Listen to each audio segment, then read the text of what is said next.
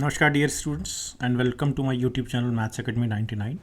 और आज की इस क्लास में हम civil services aptitude test 2024 set D के मैथमेटिक्स पार्ट के 50 क्वेश्चंस को सॉल्व करेंगे। The class is of course useful for various other competitive exams including CAT as well. So let's begin.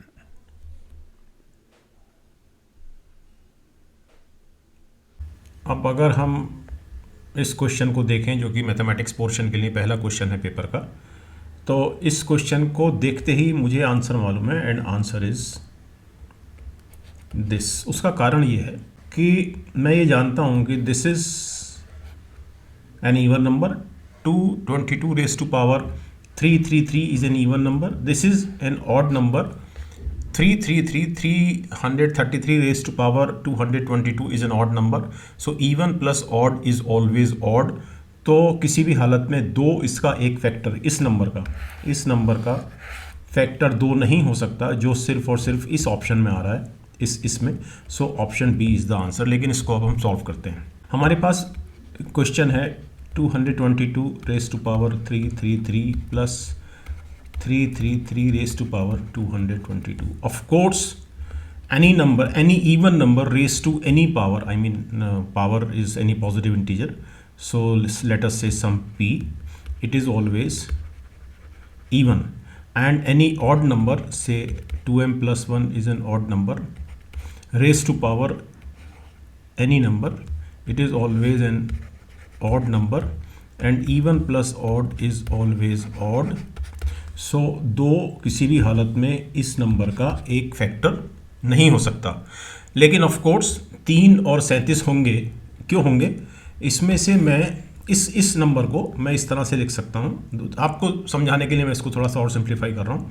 222 को मैं लिख सकता हूँ 2 गुणा 111, और 333 को लिख सकता हूँ मैं 3 गुणा 111, और इसी तरह से 333 को लिख सकते हैं 3 गुणा 111 और रेस टू पावर 2 गुणा 111। ऑफ कोर्स इसमें से मैंने 111 रेस टू पावर 111 कॉमन निकाला। अंदर कोई भी नंबर है जिससे मुझे कोई मतलब नहीं है। क्यों? क्योंकि 111 it is equal to 3 into 37। तो इस नंबर में हर हालत में जो फैक्टर्स हैं वो 3 और 37 हैं, 2 नहीं हैं। So option B is the answer. लेकिन ये देख के ही मालूम चल रहा था कि इसमें दो इसका फैक्टर नहीं है, इसलिए immediately option B was the answer. Okay, let's take next question. Now this question is a very simple question.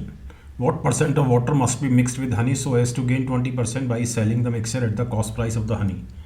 अब हमने इसमें ये माना कि जो शहद है वो हमको 1 लीटर दिया हुआ है, अर्थात 1000 ml, और हमारे लिए इसका CP है, हमने मान लिया ₹1000। इसका मतलब 1 रुपये का 1 ml, करेक्ट। अब हमको जब हम इसे बेच रहे हैं 1 किलोग्राम हनी को इसी रेट पर, तो हमको 20% प्रॉफिट बनाना है, और हमें इसके लिए पानी जोड़ना पड़ेगा। माना हमने p मिलीलीटर पानी जोड़ा, करेक्ट। इसका मतलब जो क्वांटिटी सेलिंग क्वांटिटी हो गई 1000 प्लस pml, जिससे आपको मिलेगा ₹1000 प्लस p। क्यों? क्योंकि pml जो पानी है एक्चुअली वो शहद की कॉस्ट में बिकेगा। तो इस इक्वेशन के हिसाब से आपको इसका जो सेलिंग प्राइस मिलेगा वो मिलेगा ₹1000 प्लस p। लेकिन CP तो आपका 1000 रुपीज़ है, तो CP इज़ 1000, प्रॉफिट इज़ 20%, तो सेलिंग प्राइस इज़ 1200 रुपये। So this is equal to 1200 rupees. So P is immediately 200। इसका मतलब आपने 200 ml पानी बढ़ाया। तो 200 ml पानी आपने कितने मिलीलीटर शहद में बढ़ाया? 1000 लीटर में। इसका मतलब 20% पानी बढ़ाया गया, correct. Next question. So this is again a very simple question. What is the rightmost digit preceding the zeros in the values of 30 raised to power 30? तो ये एक बहुत सरल सवाल है.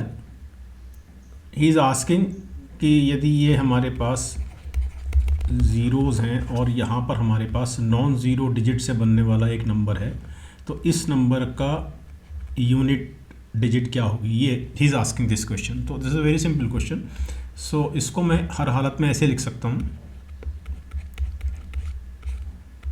ओके और इसको मैं ऐसे लिख सकता हूँ 3 raise to power 30 into 10 raise to power 30. तो ये तो हमारे सामने 30 ज़ीरो हो गए. हमको इस संख्या का यूनिट डिजिट चाहिए. तो 3 रेज़ टू पावर 30 को एक्सपेंड करना तो संभव नहीं है. तो हम क्या करेंगे, हम ये जानते हैं कि 3 raise to power 4 equal to 81. 81 में जो यूनिट डिजिट है वो ऑफ कोर्स 1 है. करेक्ट. इसका मतलब 3 रेज़ टू पावर 4 की पावर 7, इसकी भी यूनिट डिजिट 1 ही होगी. करेक्ट, क्योंकि हम इस पर पावर 7 चढ़ाएंगे. Correct. But this is equal to 3 raise to power 28. So 3 raise to power 30 is equal to 3 square into 3 raise to power 28. इसका मतलब अगर हम यूनिट डिजिट की बात करें, so this is 9 and this is 1, so 9 is the answer. okay, आसान सवाल था बहुत. Let's take now next question. It is again a very easy question. 421 and 427 when divided by the same number leave the same remainder 1. How many numbers can be used as a divisor in order to get the same remainder 1? So of course 421 को हम लिख सकते हैं चूँकि एक reminder हमको मिलता है किसी नंबर p से डिवाइड करने पर, और इसी तरह से 427 में भी एक रिमाइंडर हमको मिलता है जब हम उसी नंबर से डिवाइड करते हैं when divided by the same number. Okay, अब रिड्यूस कर देते हैं फर्स्ट इक्वेशन को सेकंड में से. तो 6 इक्वल टू 0 मॉड p, यानी कि ये एक ऐसा नंबर होना चाहिए जो जब 6 को डिवाइड करे तो रिमाइंडर 0 बचे. अर्थात हमारे पास p की जो वैल्यूज़ हैं वो हैं 2, 3 and 6. Correct. So option C is the answer. So that was a very simple question, लेकिन यहाँ पर मैंने मॉड्यूलर अरिथमेटिक का इस्तेमाल किया है. अब इसी क्वेश्चन को डिविजनल एल्गोरिथम का इस्तेमाल करते हुए भी कर लेते हैं. बहुत सिंपल तरीका है. किसी भी संख्या को से n पॉजिटिव इंटीजर है, इसको हम अगर डिवाइड करें सम नंबर p से, तो हम इस प्रकार से हमेशा लिख सकते हैं जहाँ पर q क्वोशिएंट है और r रिमाइंडर है. ओके, अब हम अपने मूल क्वेश्चन पे आते हैं. तो ऑफ कोर्स हमको ये दिया गया है कि 421 is equal to a into p से हम डिवाइड कर रहे हैं और r रिमाइंडर हमारा 1 है. और इसी तरह से जब हम 427 को डिवाइड कर रहे हैं सेम नंबर p से, तो कुछ इस तरह से आएगा. करेक्ट. ऑफ कोर्स दोनों केस में p हमारा डिवाइज़र है. अब फर्स्ट इक्वेशन को सेकंड में से माइनस करते हैं. So this is 6 equal to b minus a into p plus 0. Of course 6 को जब हम p से डिवाइड कर रहे हैं तो हमको रिमाइंडर 0 मिल रहा है. तो 6 के जो फैक्टर्स हैं ऑफ कोर्स वो 2, 3 और 6 हैं. Correct. So option C is the answer. Okay, now let's take next question. A can X contains 399 liters of petrol and another can Y contains 532 liters of diesel. They are to be bottled in bottles of equal size so that whole of the petrol and diesel would be separately bottled. The bottle capacity in terms of liters is an integer. How many different bottle sizes are possible? ये एक बहुत सरल सवाल है HCF का, और हमको यहाँ पर 399 और 532 का HCF निकालना है. तो सिंपल तरीका तो ये है कि of course 399 is equal to 9 और 9 18 3 21, ये 3 से जा रहा है तो it is 3 into 133 and 532 it is 32 last की 2 डिजिट 32 है, इसलिए 4 से डिवाइड होगा तो 4 और 33। ओके, सो 133 हमको एक कॉमन फैक्टर मिला है, बट 133 इज़ इक्वल टू 19 7 या 133, तो इट इज़ 7 इंटू 19। तो हमारे पास 3 साइजेस आ जाते हैं और वो हैं 7, 19 एंड 133। तो of course option A is the answer. Next question लेते हैं।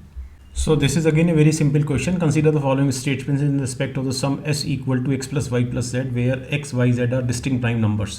Means x, y, z की जो वैल्यूज़ हो सकती हैं वो हो सकती हैं 2, 3, 5, 7, और हमको x plus y plus z work out करना है। तो the unit digit of s can be 0, yes of course, because it is 2 plus 3 plus 5 equal to 10। तो बिल्कुल ठीक है, ये स्टेटमेंट बिल्कुल ठीक है। The unit digits of s can B 9।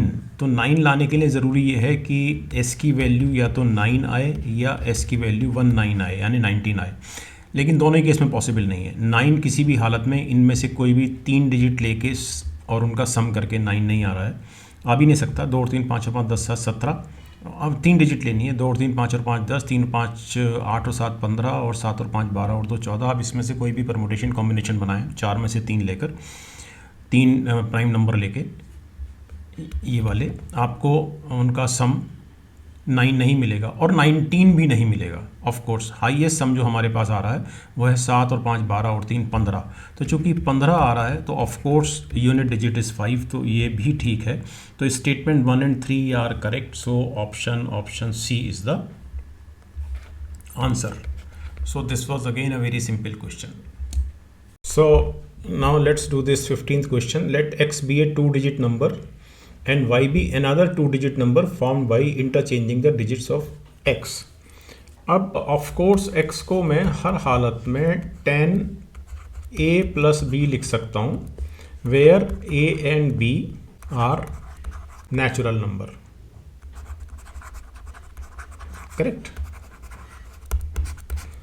और ऑफ कोर्स देन y इसको हमको रिवर्स करके मिलता है, so y is equal to 10b plus a, means 54 यदि x है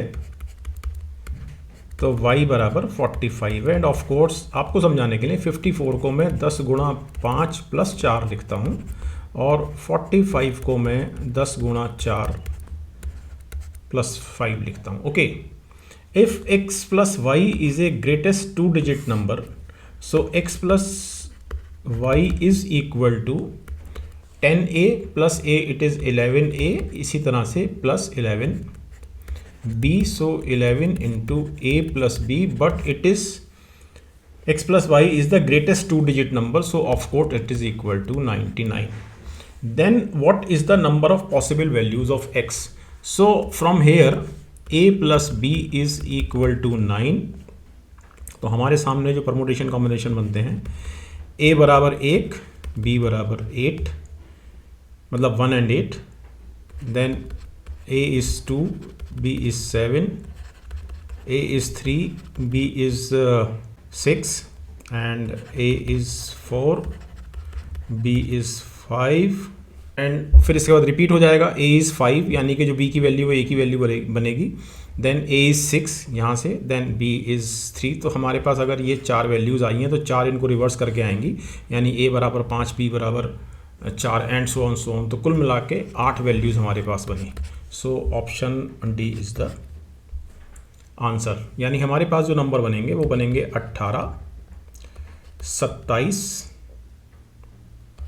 36, 45, 54, 63, 72 और 81। Simple. Next question. So this is again a very simple question. Consider the following: weight of 6 boys is equal to weight of 7 girls, equal to weight of 3 men, equal to weight of 4 women। If the average weight of the women is 63। अब of course यहाँ ये question का जो मतलब है वो है कि if the average weight of the 4 women तो 4 वीमेन का 63 वेट है एवरेज, तो wait of 4 women is equal to 4 into 63, but it is equal to weight of 6 boys। क्यों? क्योंकि हमको एवरेज वेट ऑफ बॉयज़ निकालना है, तो हम सिर्फ इसको उठाएंगे, weight of 6 boys.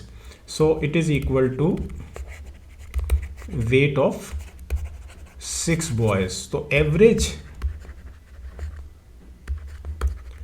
Wait of boys, कितने बॉयज़? ऑफ कोर्स लिखा नहीं है, लेकिन 6 की बात हो रही है। So it is equal to 4 into 63 upon 6।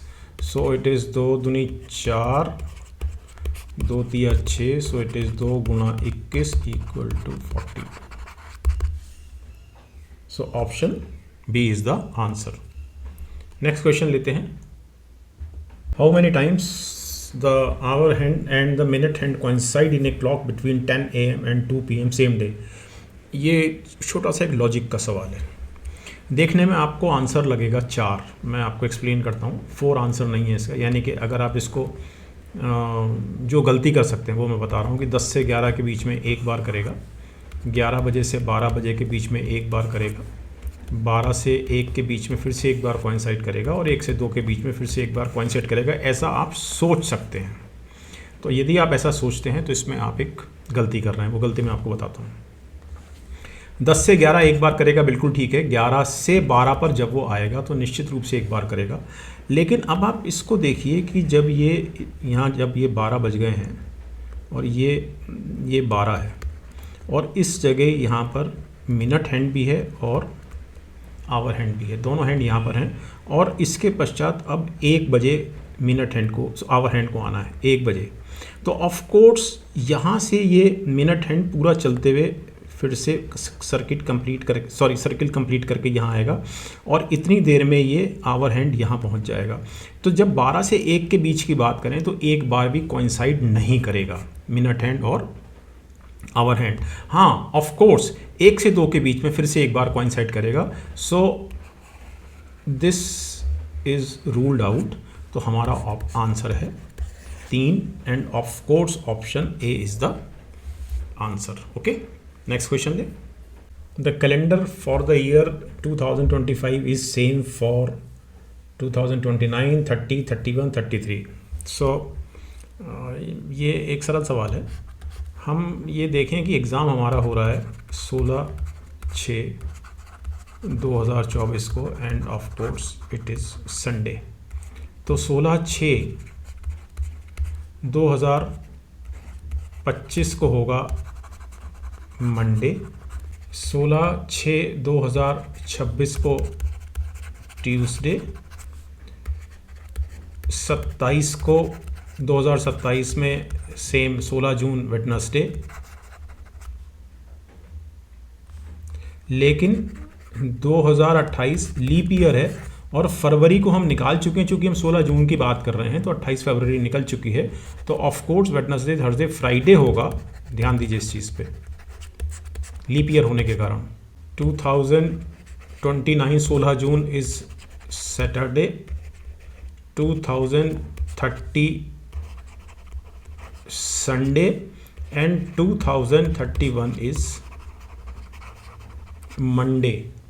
तो 25 में 2025 में 16 जून को मंडे था, ये 2031 को होगा। So option C is the answer. Okay, simple question. Next लेते हैं question 19। Let P, Q, R and S be distinct positive integers. Let P and Q be odd and R, S and B even. तो P and Q ये हमको दिए गए हैं odd numbers, और R and S even. Consider the following statement. P minus R square into Q into S is even. Immediately correct. कुछ करना ही नहीं है, इसलिए कुछ नहीं करना है, क्योंकि इसमें S से मल्टीप्लाई हो रहा है, एंड S इज इवन। तो कोई भी संख्या चाहे वो ऑड हो या इवन हो, यदि किसी इवन नंबर से मल्टीप्लाई होती है तो जो हमारा परिणाम होता है, रिजल्ट होता है, वो इमीडिएटली इवन हो जाता है। सो ये स्टेटमेंट बिल्कुल ठीक है। सिमिलरली इस वाले स्टेटमेंट में भी ये एस से मल्टीप्लाई हो रही है but S is even, so this statement is immediately correct. तो ये दोनों स्टेटमेंट इमीडिएटली करेक्ट हैं, इसमें आपको कुछ भी कैलकुलेट नहीं करना है। अब थर्ड स्टेटमेंट देखते हैं, क्यू प्लस आर। तो odd plus even is always odd, so odd square यहाँ से। और p plus S, now p is odd, s is even, odd plus even is odd, तो ऑड क्यूब हो गया basically ये।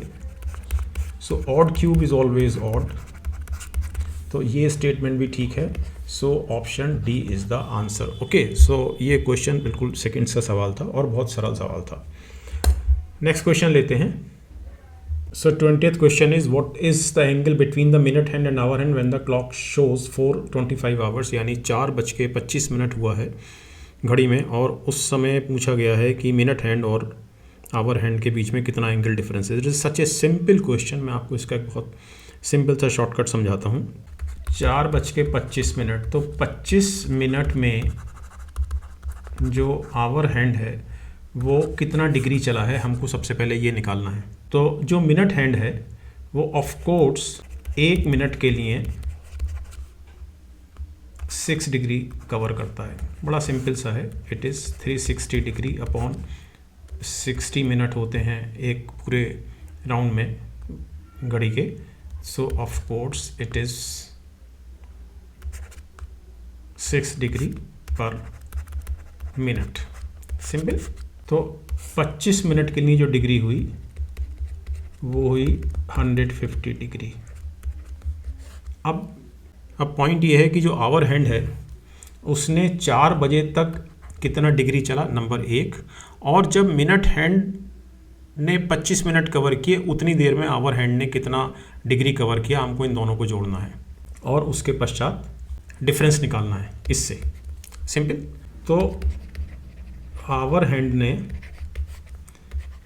4 आवर्स में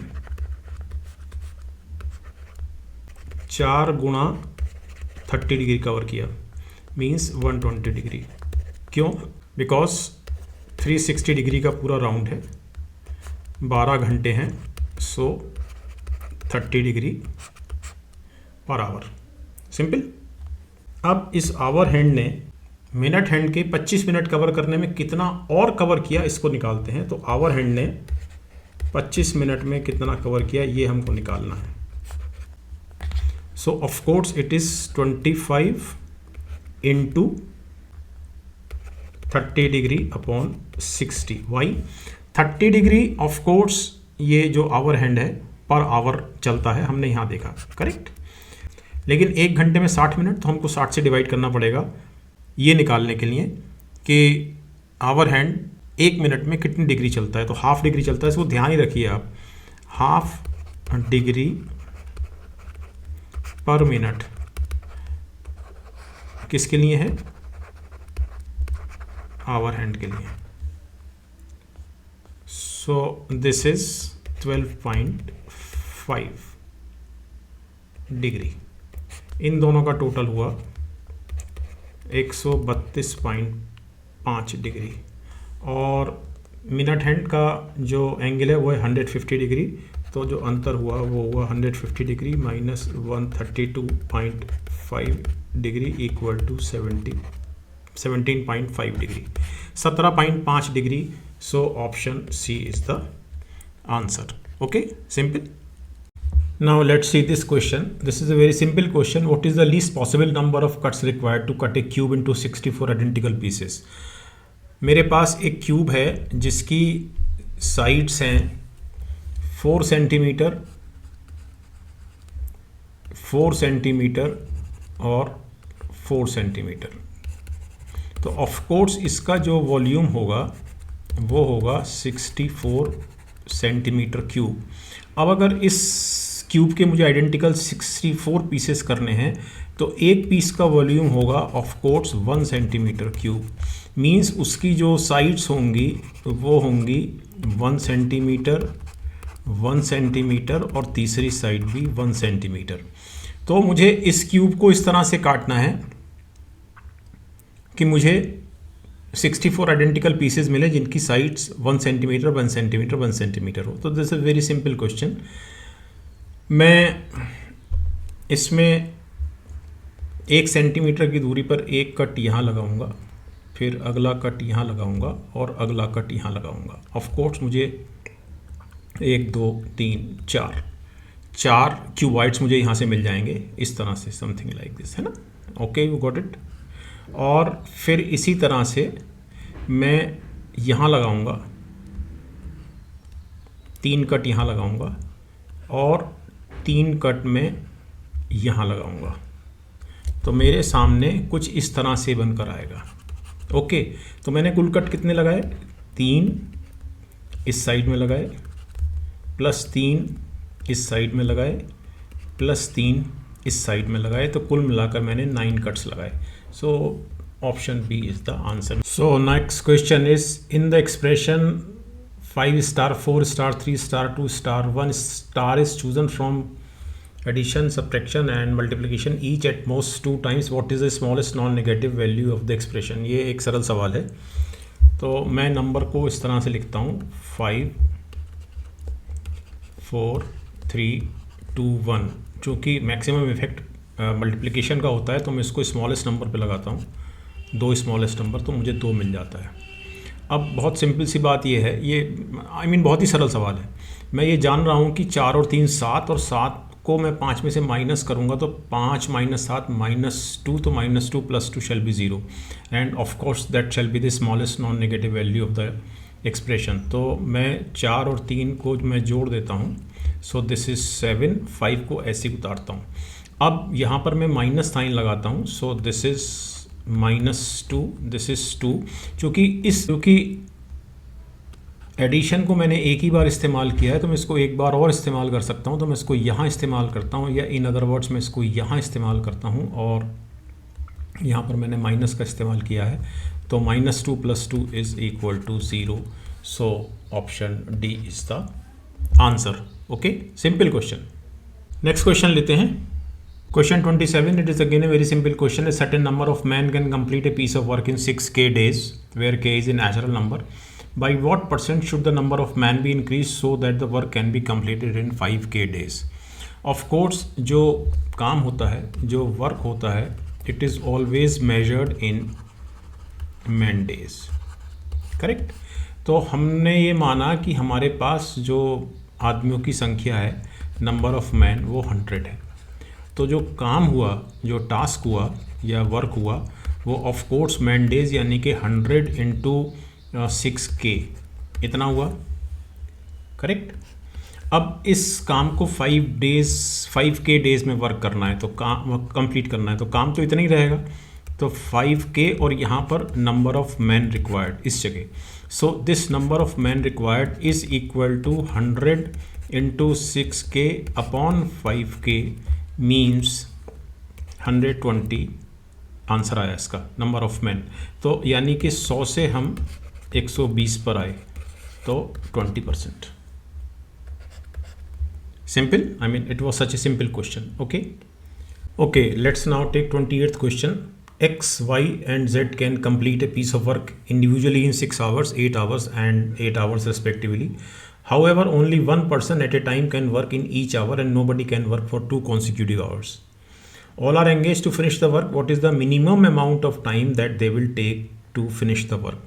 इसमें इम्पॉर्टेंट ये है कि इस क्वेश्चन के अनुसार ये कतई ज़रूरी नहीं है कि X, Y, Z तीनों इसी सीक्वेंस में काम करें, और चूँकि Y और Z दोनों 8 आवर्स ले रहे हैं, Y और Z की कैपेसिटी चूँकि काम करने की बराबर है, और यह भी कि हमको काम को मिनिमम टाइम में पूरा करना है। अब ये थोड़ा सा ज़रा एक लॉजिक वाला क्वेश्चन है। ऑफ कोर्स 6, 8 और 8 का जो एलसीएम हुआ वो हुआ 8 दूनी 16, 8 3 24, तो 24 हुआ। तो अगर हम बात करें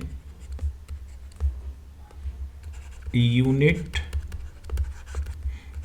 of work performed by these XYZ per hour,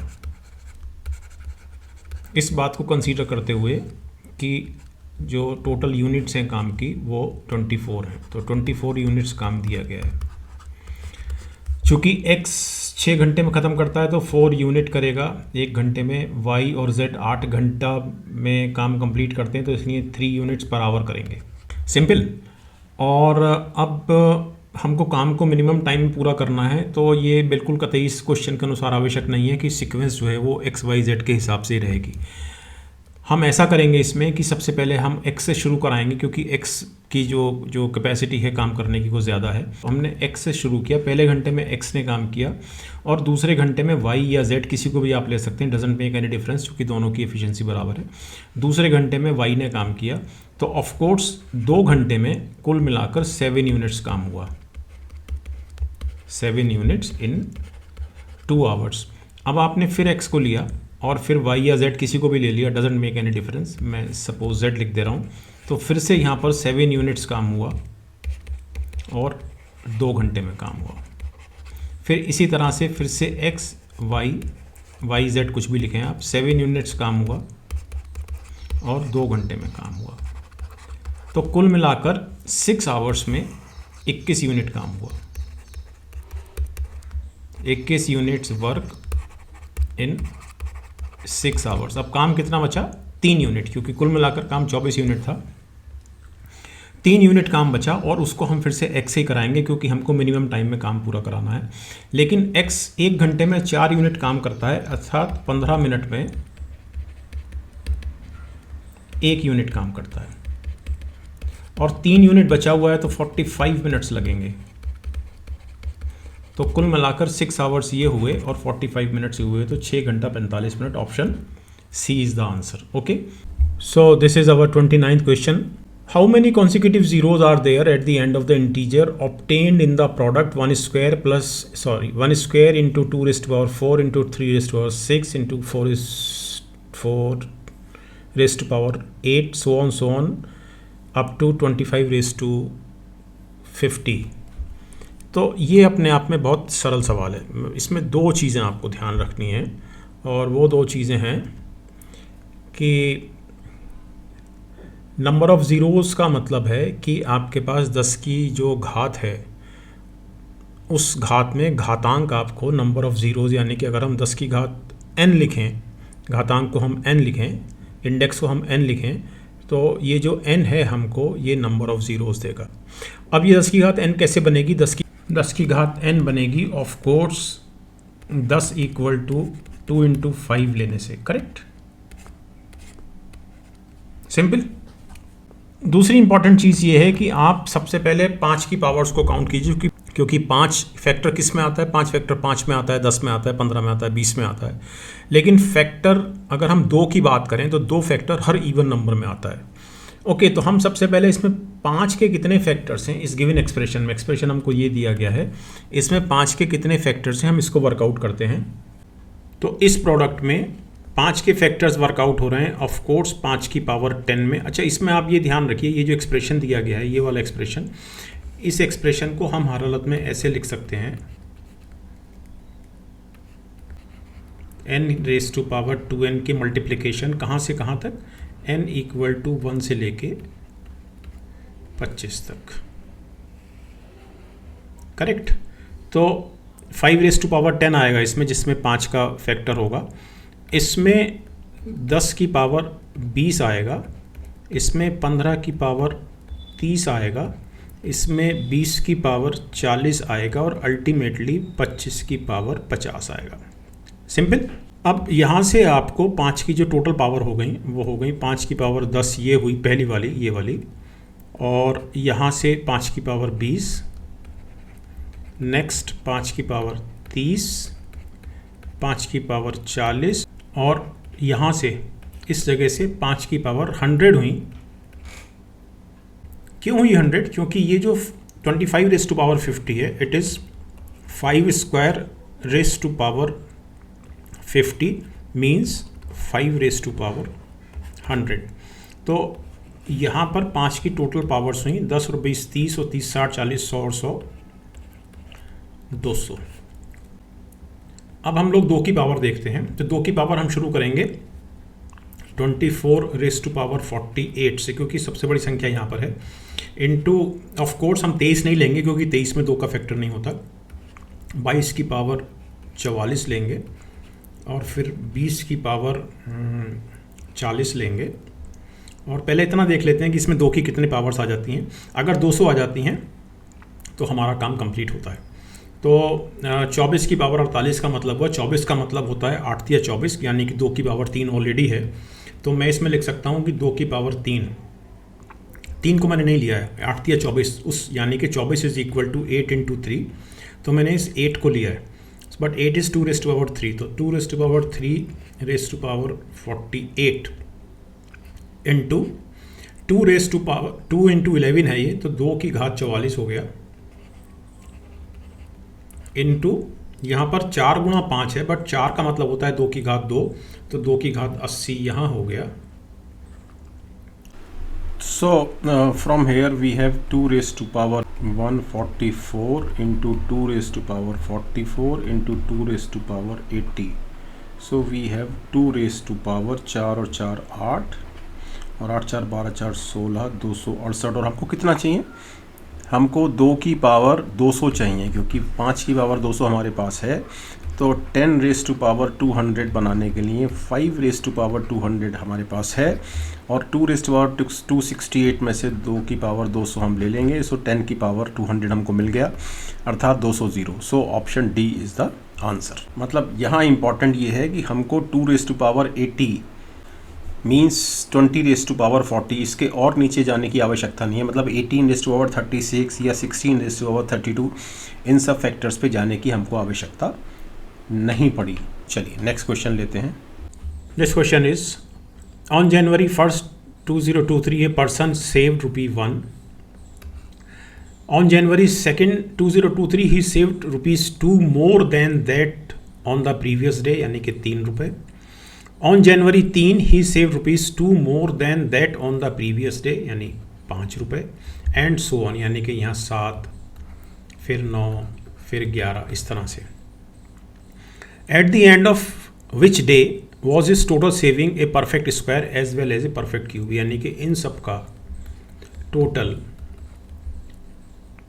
किस तारीख को एक ऐसी संख्या था जो एक परफेक्ट स्क्वायर और परफेक्ट क्यूब दोनों हैं, and of course that number is 64। So 64 is 8 square 4 cube. अब एक बहुत बेसिक चीज़ याद रखिए, और ये आपको जनरली किसी किताब में ऐसे स्पेसिफिकली दिखाई नहीं देगी लिखी हुई, लेकिन इसको याद रखिए, इंपॉर्टेंट है। 1 equal to 1 square, 1 plus 1 is an odd number, 1 plus next odd number 1 plus 3 4 equal to 2 square, 1 plus 3 plus 5 next odd number 9 equal to 3 square, 1 plus 3 plus 5 plus 7 7 5 12 3 15 और 1 16, नेक्स्ट ऑड नंबर लिया 7 हमने, 4 square, and so on. इसका अर्थ ये है कि जब सम में number of digit is 1 square, number of digits 2 square, number of digits odd digits initial odd digits, number of odd digits 3 square, number of odd digits 4 square. Now 64 is 8 square. इसका मतलब number of odd digits starting from 1 बराबर 8, अर्थात 8 जनवरी। तो ये बहुत सरल सवाल था। मैंने इसमें अरिथमेटिक प्रोग्रेशन का इस्तेमाल बिल्कुल नहीं किया है। मैंने इसमें एक बहुत सिंपल से शॉर्टकट का इस्तेमाल किया है कि ऑड नंबर्स का सम स्टार्टिंग फ्रॉम 1, ऑड नंबर्स का सम उस सम में आए हुए जितने भी ऑड नंबर्स हैं उनकी संख्या के स्क्वायर के बराबर होता है। Okay, so this is our 34th question. Consider the sequence A blank BCD blank BBCD ABC blank DABC blank D that follows a certain pattern. Which one of the following completes the sequence?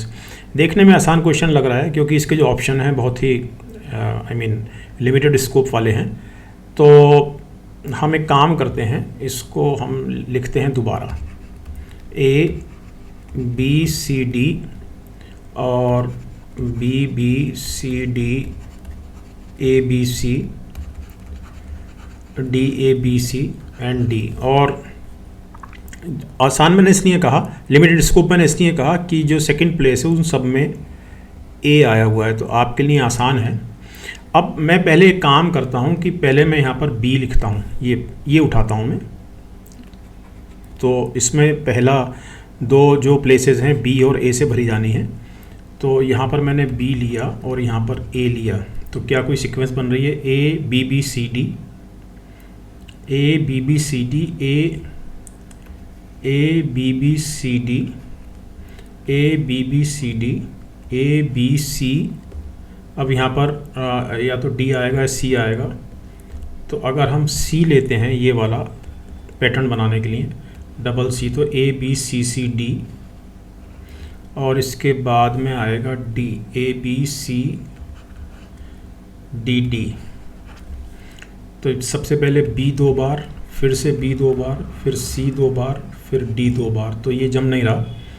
इसमें कहीं पर भी A 2 bar repeat नहीं हुआ, तो ये दो option prima facie ठीक नहीं लगते। ओके, अब मैं फिर से इसी गिवन सीक्वेंस को लिखता हूँ।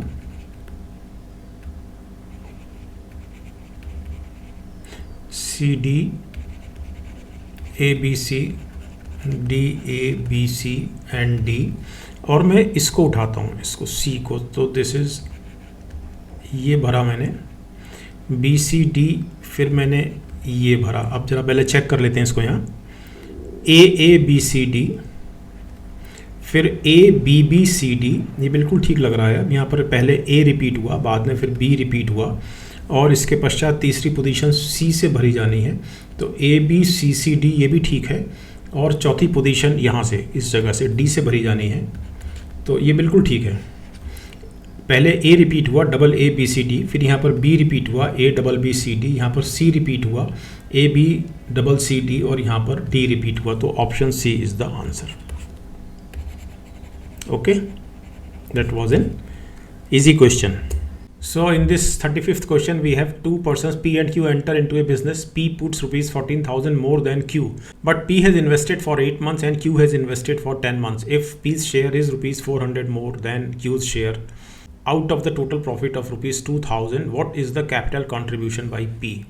अब कैपिटल कॉन्ट्रीब्यूशन बाई P माना गया है, तो इसको मैंने मान लिया A। तो ये हमारे सामने P है और ये Q है। P ने रुपए A इन्वेस्ट किया, तो इसने A माइनस 14,000 किया। P has invested for 8 months and Q has invested for 10 months. So this is 8A upon 10 into A minus 14,000. It is equal to, if P's share is 400 more than Q's share out of total profit, तो 2000 में 400 कम किया 1600, और 1600 का आधा हुआ 800, इसका मतलब एक का हुआ 800 और एक का हुआ 1200। करेक्ट। तो P का शेयर ज़्यादा है, 400 ज़्यादा है, तो P हमारा न्यूमरेटर में है, तो ऑफ कोर्स इट इज़ 1200 और नीचे 800। सो दिस इज़ ओके, और ये 2 से कटा, तो this is 8A is equal to 15 into A minus 14,000। Correct. तो 15 into 14,000 is equal to 7A, so A is equal to 15 into 2000 means 30,000. So option A is the answer. Okay, next question. So this is 36th question. P's salary is 20% lower than Q's salary, which is 20% lower than our salary. Why? How much percent is our salary more than P's salary? एक आसान सवाल है बहुत.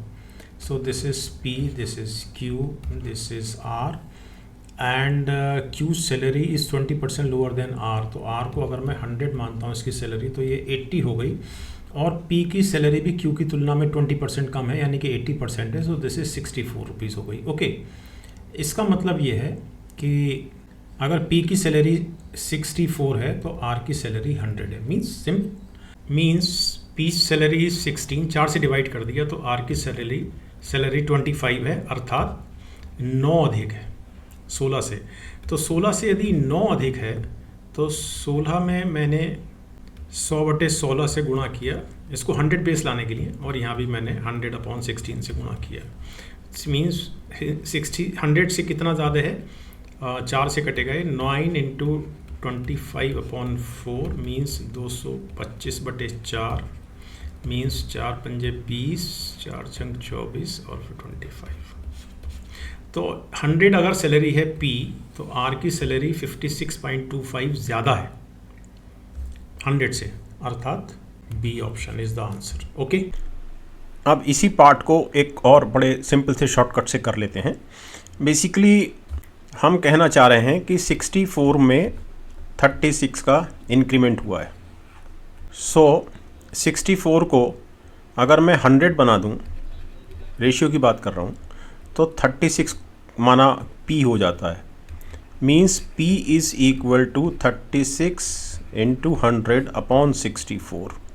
सो this is 4 नम 36 और 4 से 25 100 गया 25 बार, 4 चौक 16 और नीचे 4 आ जाएगा, 16 चौक 64 मीन्स 225/4 मीन्स 4 पंजे 20, 4 छंग 24, 56.25। अर्थात अगर यहाँ 100 हो जाता है तो ये इंक्रीमेंट जो 36 का था ये 56.25 का हो जाएगा विद रेफरेंस टू 100, इसलिए 56.25%। ये भी एक तरीका था। तो लेकिन एक और तरीका देख लेते हैं। तो मैं इस बार क्या करता हूँ, मैंने पिछली बार R को 100 लिया था, इस बार मैं P को 100 लेता हूँ, और P salary is 20% lower than Q, अर्थात Q is immediately 125 and which is 20% lower than R salary. तो अगर मैं R की सैलरी 100R मानूँ, so 80R is equal to 125, so R is equal to 125/80, so 100R is equal to 100 और R की जगह 125/80 यानी कि 25/16। तो ये 4 से कटा 25 बार और ये 4, तो 25 × 25 625, तो 625/4 अर्थात this value is 625/4, but 625/4 is 156, 4 × 4 obviously 20 और 4 से 24.25। तो 100 की तुलना में इट इज़ इक्वल टू 156.25। तो 100 से R की वैल्यू जो है वो 56.25 ज़्यादा है, means 56.25%। Okay, simple. Next question लेते हैं। So this is 37th question. A number is mistakenly divided by 4 instead of multiplying by 4. What is the percentage change in the result due to this mistake? ये फिर से एक बहुत सरल सवाल है। Suppose ओरिजिनल नंबर 100 है और इसको 4 से डिवाइड कर दिया गया, यानी कि 25 हो गया ये। Instead of multiplying it by 4 तब ये 400 होता। तो 25 रिजल्ट आ गया, 400 आना चाहिए था। तो 400 में जो चेंज है वो 375 का है। दोनों तरफ 4 से डिवाइड करूँगा तो 100 में जो चेंज है वो ऑफ कोर्स 4 9 36, 4 3 12, 30 4 7 28, तो 93.75% का चेंज है। तो of course option D is the answer. That was a very simple question. So let's take now next question. So now let's see this question, 38th question. In an examination 80% of students passed in English. So percentage students passed in English equal to 80. 70% students passed in Hindi. This is 70. And 15% failed in both the subjects. So P failed in both the subjects. तो English में भी fail हुए और हिंदी में भी fail हुए, और intersection दिया गया है, कितना दिया गया है 15। ओके, तो of course number of students who passed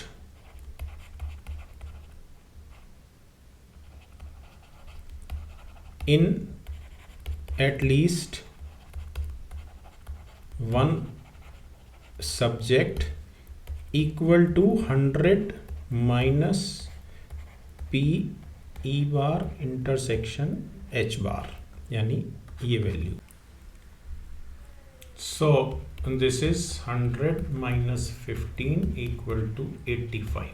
correct. अब हम ये फॉर्मूला जानते हैं और ओके फॉर्मूला लिखने से पहले this is of course percentage of E union H. तो हम ये जानते हैं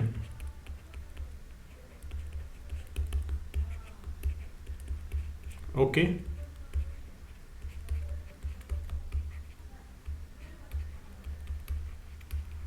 सिंपल. तो यहाँ से हमको ये मिल जाएगा, ये संख्या होगी उन स्टूडेंट्स की जो एक्सक्लूसिवली दोनों सब्जेक्ट में फेल हुए. अब हम यहाँ पर एक वेन डायग्राम लेकर आते हैं. So this is English, this is Hindi, और में जो पास हुए और ये जो दोनों में पास हुए. Correct.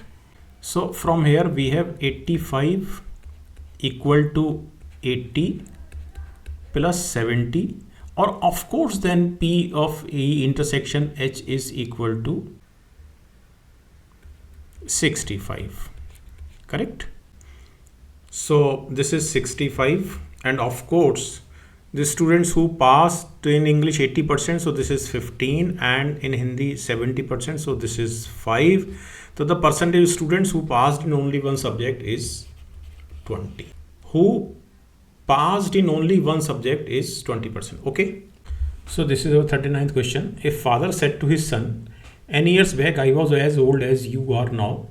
My present age is 4 times your age n years back. If the sum of present ages of the father and the son is 130 years, what is the difference of their ages?" ये एक सरल question है. So father son, father की present age मैंने मानी P years, तो of course it is 130 minus P, ये दिया हुआ है. ठीक है ना. Okay. Now he saying N years back I was as old as you are now. तो N ईयर्स पहले it was father's age was P minus N, and it is equal to 130 minus P. So N is equal to 2P minus 130. Again he is saying my present age is 4 times your age n years back. तो बच्चे की n years पहले as थी 130 minus P minus N, और इसका 4 गुना है father की present age. So P is equal to 4 130 minus P, और माइनस N को हम पहले इक्वेशन से उठाएंगे यहाँ से. So it is minus 2P plus 130. So P is equal to 130 और 130 260, और minus 3P. Correct. So this is 4 12P minus 13P is equal to 4 into 260. So P is equal to 4 गुणा 20 equal to 80. So of course father is 80, son is 50, so difference is 30. So that was a very simple question. Next question लेते हैं. Consider the following: 1000 liter equal to 1 meter cube, 1 metric ton equal to 1000 kilogram, 1 hectare is 10,000 square meter. बिल्कुल ठीक है, तीनों बिल्कुल ठीक हैं. 1000 litre is 1 metre cube, यानी अगर आपके पास 1 metre by 1 metre by 1 metre का क्यूब है, तो इसमें 1000 लीटर पानी आ सकता है. So this is 1 metre and 1 metre, तो इसमें 1000 लीटर पानी आता है. इसको ऐसे भी समझ सकते हैं कि आपके पास अगर 1 सेंटीमीटर 1 सेंटीमीटर और 1 सेंटीमीटर, मैं सेंटीमीटर कह रहा हूँ, 1 centimetre into 1 centimetre into 1 centimetre के क्यूब है, तो इसमें 1 ml पानी आता है। तो अब आप खुद ही देख लीजिए, अगर हम 1 सेंटीमीटर को, आपको समझाने के लिए और क्वेश्चन तो हो ही गया है, तो अगर मैं इसको 100 सेंटीमीटर बाई 100 सेंटीमीटर, जो 1 मीटर बनाने के लिए बाई 100 सेंटीमीटर कर दूं, तो ऑफ कोर्स इधर भी मैं 10⁻², 2 2 4 तो 6 से गुणा करूँगा, correct. So this is 1 metre cube and this is 10 cube into 10 cube ml. 10 cube is 1000 and this 10 cube ml is 1 liter, so it is 1000 liter, correct. तो ये बिल्कुल ठीक है, 1 मीट्रिक टन इज 1000 किलोग्राम, बिल्कुल ठीक है। And 1 hectare is 10,000 square metre. अगर आपके पास रेक्टेंगल या कोई भी शेप जिसका एरिया 10,000 स्क्वायर मीटर हो, या आप ये मान के चलें एक ऐसी फील्ड है जो 100 मीटर बाई 100 मीटर है, तो इसका एरिया 1 हेक्टेयर होगा। तो तीनों जो ऑप्शंस दिए गए हैं वो तीनों ठीक हैं। D is the answer. Okay, so this is 44th question and this is such a simple question. 32 की घात 5 32⁵ plus 2⁻27 is divisible by. 10 second का क्वेश्चन है हार्डली, आपको समझाने के लिए मैं थोड़ा सा लेंथ में कर रहा हूँ इसको। 32 इज इक्वल टू 2⁵ और इसके ऊपर एक पावर और चढ़ी हुई है, that is 5 and 2⁻27। So this is 2⁻25 plus 2⁻27। 2⁻25 मैंने कॉमन निकाला, सो it is 1 plus 2⁻2। So this is 2⁻25 और 4 और 1 5। इस 5 को यहाँ से 2 1 आसानी से मिल जाएगा, मतलब हम इसको ऐसे लिख सकते हैं। आपको समझाने के लिए एक लाइन में एक्स्ट्रा लिख रहा हूँ,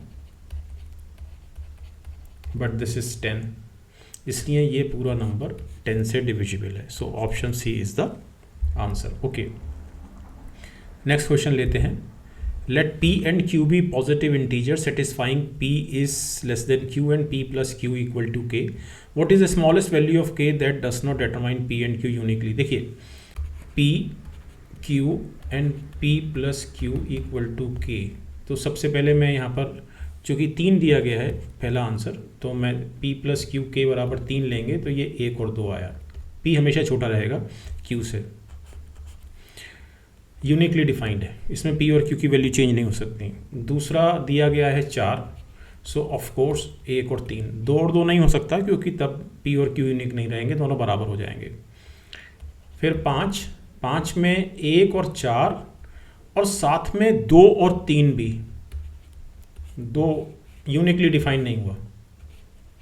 और देन 6, तो 6 में 1 और 5, 2 और 4, इसके अलावा नहीं, तो ये भी यूनिकली डिफाइन नहीं हुआ k की वैल्यू। लेकिन सबसे छोटी k की वैल्यू 5 है जो यूनिकली डिफाइन नहीं हो रही है इस कंडीशन में। So option is C, 5। Okay, next question लेते हैं। So this is 46 question. A person walks 100 metre straight from his house, turns left and walks 100 metre again, turns left and walks 300 metre, then turns right and walks 100 meter to reach his office. In which direction does he walk initially from his house if his office is exactly in the northeast direction? सबसे पहले तो इसमें आप एक direction का map बना लीजिए। सो this is north, south, east और वेस्ट। अब ये सज्जन पहले यहाँ से अपने घर से निकले और ये 100 मीटर स्ट्रेट चले अपने घर से, और इसके पश्चात यहाँ से ये लेफ़्ट मुड़े 100 मीटर, और यहाँ से फिर ये लेफ़्ट मुड़े और 300 मीटर। ओके, और यहाँ से राइट मुड़े और 100 मीटर। अब ये इनका ऑफिस यहाँ है,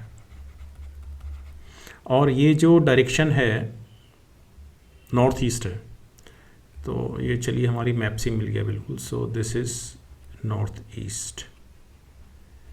तो अगर मैं यहाँ दिखाऊँ इसको तो ये इसके पैरेलल है, तो यहाँ इनका दफ्तर है। तो ऑफ कोर्स ये इधर चले थे शुरुआत में, अर्थात साउथ डायरेक्शन में।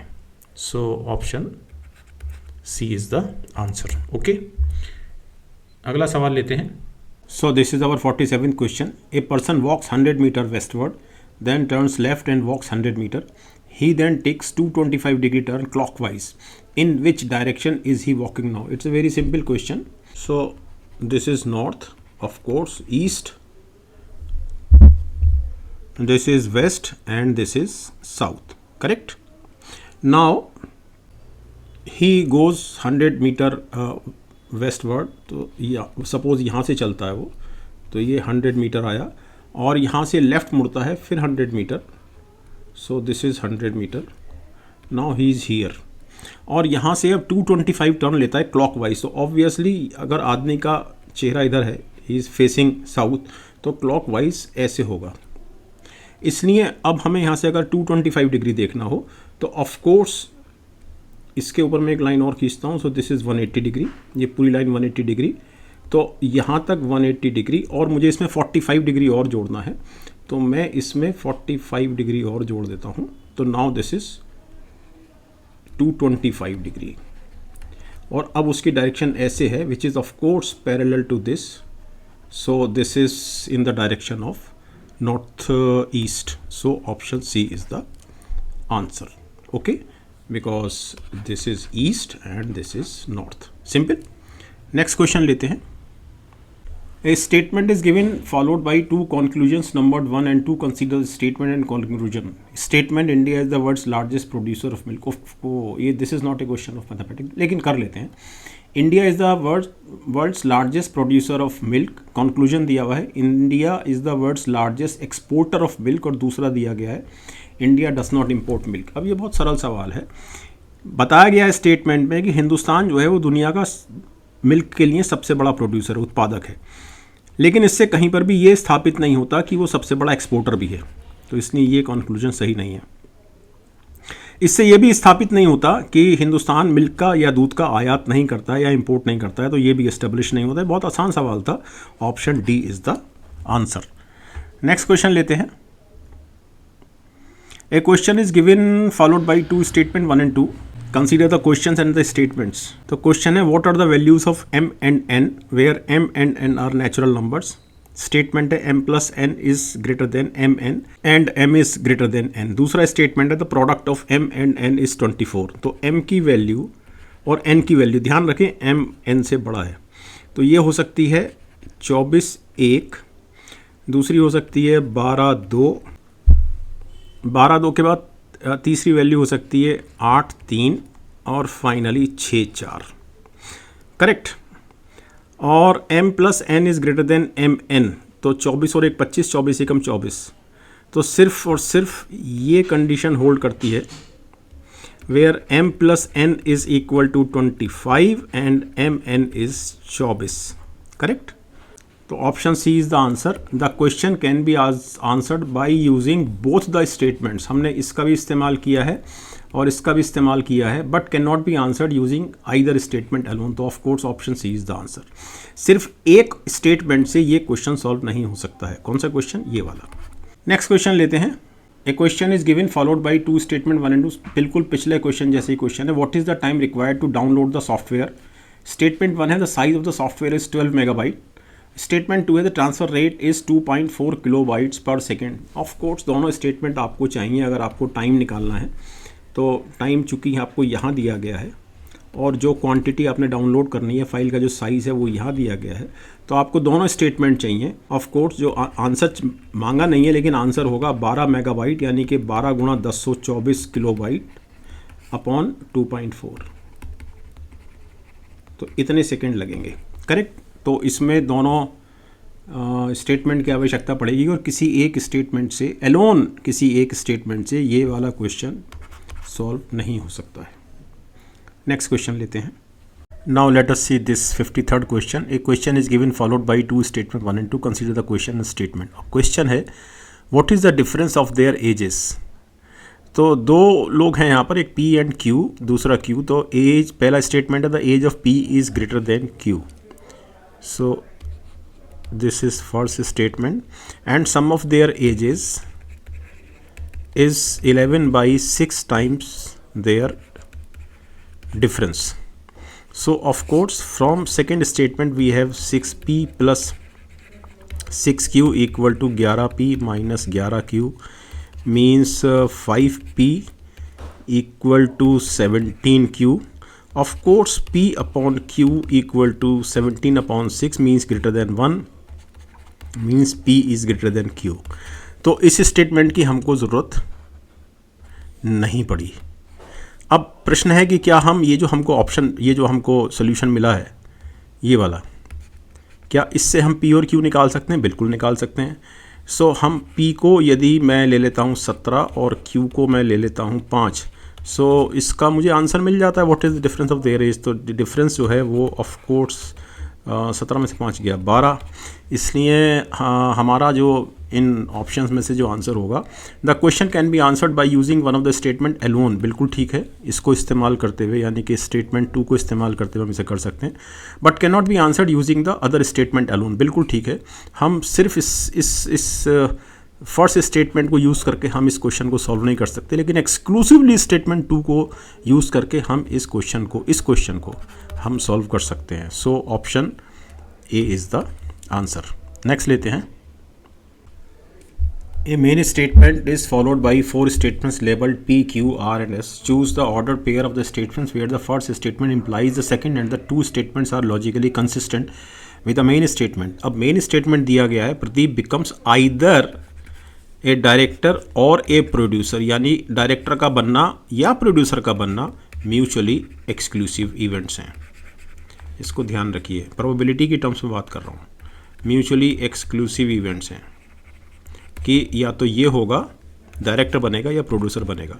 सो प्रदीप इज़ ए डायरेक्टर, तो प्रदीप अगर डायरेक्टर तो प्रोड्यूसर नहीं है. So P is followed by of course S. या Pradeep is a producer Q and of course तब डायरेक्टर नहीं होगा तो Q is followed by R. तो both S P and Q R Q. बिल्कुल ठीक है. So option C is the answer. आसान क्वेश्चन था. नेक्स्ट लेते हैं. So this is again a very simple question. a plus b means a minus b, a minus b means a into b, a into b means a divided by b, a divided by means a plus b. Then what is the value of 10 plus? Now this plus has to be replaced by minus 30 minus, now minus has to be replaced by multiplication, and this product has to be replaced by division,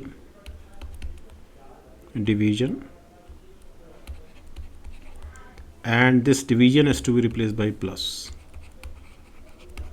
So BODMAS लगाएंगे हम यहाँ पर.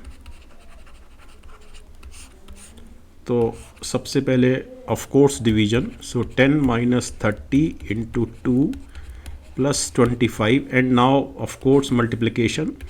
10 minus 60 plus 25, 25 10 35 minus 60 minus 25. So option D is the answer. So let's take now next question.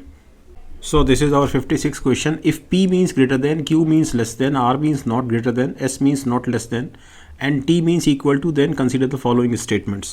So पहला statement देखते हैं. 2x और S की जगह हम लगाएंगे not less than ये. So इस तरह से 3y. ओके, एंड 3x इस t की वैल्यू का मतलब बराबर. सो 3x बराबर है 4z के, और दिस इज हमें देखना है 9y, and p stands for greater than. तो 8z मुझे यहाँ से मिलेगा 6x इक्वल टू 8z. क्योंकि मुझे y और z में रिलेशन चाहिए तो मैं x रिमूव करूँगा यहाँ से और यहाँ से. तो इसको मैं 3 से मल्टीप्लाई करूँगा. तो 6 is not less than 3 3 9y, और 6x बराबर 8z है तो 8z is not less than 9y. So of course from here 9y is greater then 8z. तो ये बिल्कुल ठीक है. तो पहला स्टेटमेंट तो ठीक है, I mean this is correct. अब दूसरा वाला स्टेटमेंट देखते हैं, X Q to Y. Now Q means less than, so number 2 X less than 2y and y r, so r stands for not greater than, so y is not greater than z। तो हमको check करना है x और z के बीच का relation. तो यहाँ से 2y is not greater than 2z। अब नंबर लाइन पर x is less than 2, number line पर x is less than 2y, so this is x, this is 2y and 2y is greater than 2z। अब 2z से बड़ा है 2y, तो 2z यहाँ भी आ सकता है और यहाँ भी आ सकता है नंबर लाइन पर। तो x से s सच उसका कंपैरिजन संभव नहीं है, तो इसलिए सेकंड स्टेटमेंट के बारे में हम नहीं कह सकते कि x is not greater than z। तो हमें ये नहीं पता कि 2z कहाँ फॉल कर रहा है। जब हमको 2z नहीं पता तो ऑफकोर्स हमको z भी नहीं पता, तो इसलिए सेकंड स्टेटमेंट रॉन्ग है। तो ऑप्शन है इसका, आंसर है इसका option A, that is 1 only. Okay, next लेते हैं। ये एक आसान क्वेश्चन है। If in a certain code A B C D is written as 24, तो ए को हम 1 माने, बी को हम 2 माने, सी को 3 और डी को 4। सो of course 1 into 2 into 3 into 4 equal to 24। तो ए बी सी डी की जो कॉरस्पॉन्डिंग नंबर है उनको आपस में जब हम मल्टीप्लाई करते हैं तो हमको 24 मिलता है।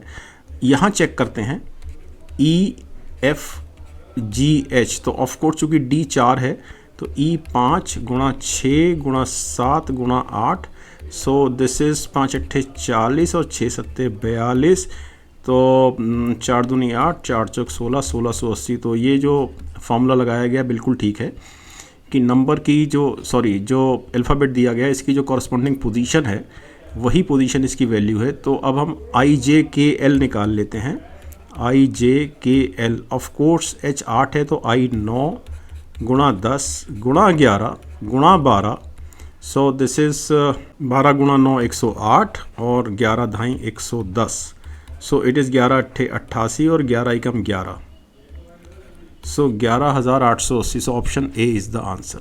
ओके, नेक्स्ट क्वेश्चन लेते हैं। Question 58 is again a very simple question. In certain code pot is written as atop, trap is written as apart. तो हमें जो इसका पैटर्न मिलता है वो ये है कि जो हमको शब्द दिया गया है, ये, तो हम सबसे पहले इन शब्दों को उल्टा लिखने से पहले ए लगाएंगे और ये जो शब्द है इसको हम उल्टे क्रम में लिखेंगे, यानी कि पॉट को हम TOP लिखेंगे। तो ऑफ कोर्स हमको एटॉप मिल गया जो ये है। और अगर हम बात करें ट्रैप की तो ए पहले और ट्रैप का PART, अपार्ट, तो बिल्कुल ठीक है। तो अब हम एरिना को लिख लेते हैं। तो एरिना को लिखने के लिए AS सच सबसे पहले, फिर इस यहाँ से शुरू करके हम उल्टे क्रम में लिख देंगे। सो ANERA, सो जो answer is AANERA, so option D is the answer. So that was a very simple question. इस बार का पेपर आसान है काफ़ी पिछले साल की तुलना में। नेक्स्ट क्वेश्चन देखते हैं। तो इस क्वेश्चन को देखते हैं। 3 14 सीक्वेंस दी गई है, 3 14 39 84 ब्लैंक स्पेस और 258 ब्लैंक की वैल्यू निकालनी है। तो 14 माइनस 3 11, ये हो गया 25, ये हो गया 14 में से 9 गया 5, 7 में से 3 गया 4, ये पता नहीं, और ओके। तो 25 में से 11 गया 14, 45 में से 25 गया 20। तो हम अगर एक ट्रायल एंड एरर मेथड लगाएं तो 14 6 20 6 26, अगर मैं 26 का गैप यहाँ पर लूँ, 45 और 26 शैल बी 71। तो जब यहाँ पर 71 होगा तो 84 में 71 जुड़ा तो 4 और 1 5, 8 और 7 15, तो 155 ऑप्शन तो है। तो चलिए इसको और चेक कर लेते हैं। 8 में से 5 गया 3, 25 में से 15 गया 10 और इनका डिफरेंस हुआ 3 में से 1 गया 2, 10 में से 7 गया 3, 26 6 32। तो हमने जो 6 का डिफरेंस सोचा था बिल्कुल ठीक था।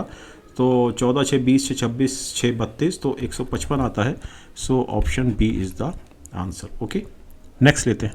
सो this is 60th question. In some code letter P Q R S T represent numbers 4, 5, 10, 12, 15. It is not known which letter represents which number. If q minus s equal to 2s and t equal to r plus s plus 3. So q minus s equal to 2s means q equal to 3s. Now there are two probabilities. S equal to 4, q equal to 12, और दूसरी S equal to 5 and Q equal to 15. अब इस पे आते हैं, इस equation पे T equal to R plus S plus 3. तो यहाँ से पहले ये वाला कॉम्बिनेशन लेते हैं. सो T बराबर R और S की जगह लिखेंगे हम 4. सो T बराबर R प्लस 7.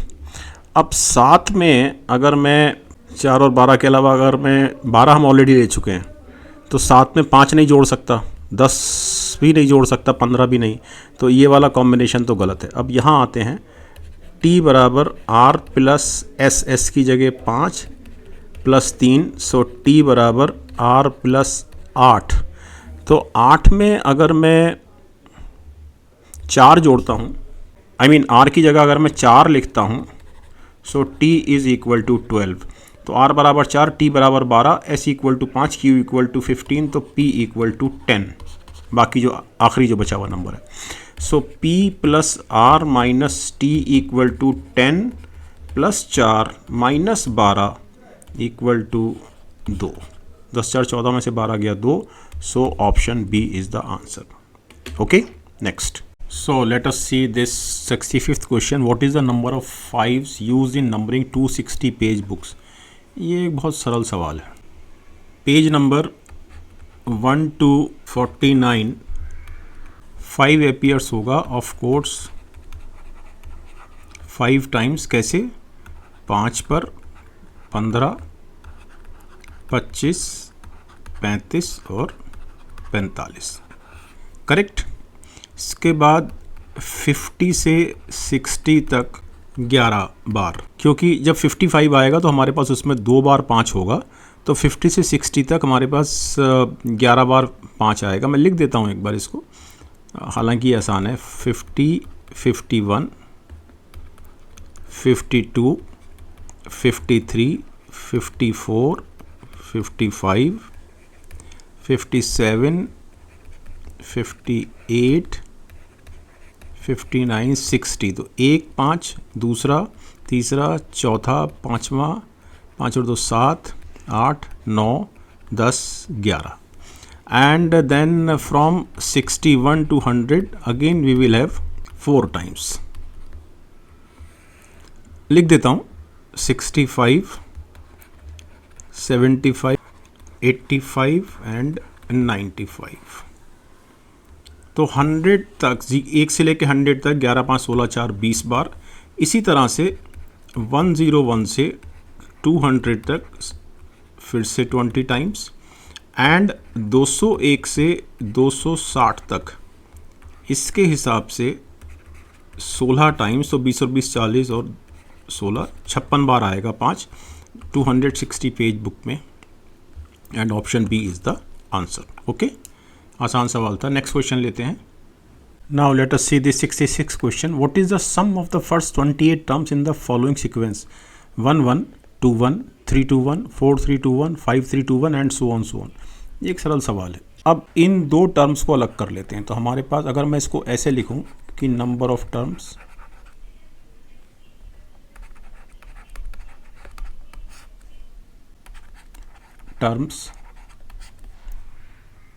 और टोटल, आपको समझाने के लिए मैं ये टेबल बना रहा हूँ. तो नंबर ऑफ टर्म्स शुरू में 2 टर्म्स कौन कौन से? 1 1 और टोटल होगा उनका 2. इसके बाद हमारे पास 2 1, तो नंबर ऑफ टर्म्स 2, टोटल 3. इसके बाद 3 2 1, 3 टर्म्स नहीं लिख रहा मैं अब, और इसमें अब 3 में मैं 3 और जोड़ दूंगा. सो 3 और 3 6, 2 और 1 का सम 3 था. अब 3 2 1 का 6 हो जाएगा. नेक्स्ट 4 और टर्म्स लिख देता हूँ. ये तो ये हो गए 4 3 2 1 और 6 और 4 10 और जब नंबर ऑफ टर्म्स 5 तो ये 5 4 3 2 1 10 और 5 15. Then we have 6, so it is 6 5 4 3 2 1. तो 15 और 6 21. यहाँ टोटल देख लेते हैं. यहाँ पर नंबर ऑफ टर्म्स का टोटल है 6 और 5 11 4 15 3 18 2 20 और 2 22. और उनका टोटल है 5 और 1 6 और 6 12 3 15 और 2 17 3 4 5 57. अब नंबर ऑफ टर्म्स चाहिए हमको 28. तो अब इस सीक्वेंस को आगे बढ़ाते हैं. 7 6 5 4 3 2. आगे मैं 1 नहीं लिखूँगा क्योंकि मेरे पास 22 टर्म्स हो चुके हैं. मुझे 6 टर्म्स चाहिए. तो 1 2 3 4 5 6. तो यहाँ पर मेरे पास 6 टर्म्स और आ गए और इसका टोटल हुआ 7 और 6 13 5 18 4 22 3 25 और 2 27. तो नंबर ऑफ टर्म्स हुए मेरे पास 28 और टोटल हुआ 7 और 7 14 और 6 और 2 8 84. So option B is the answer. Next लेते हैं. Now let us see this 67th question. A person buys 3 articles P, Q and R for rupees 3,330. If P costs 25% more than R and R costs 20% more than Q, then what is the cost of P? एक बहुत ही सरल सवाल है. So this is P, this is Q, this is R, and P costs 25% more than R and R costs 20% more than Q. तो मैं Q को 100 m ले लेता हूँ. R costs 20% more than Q, तो 120 m.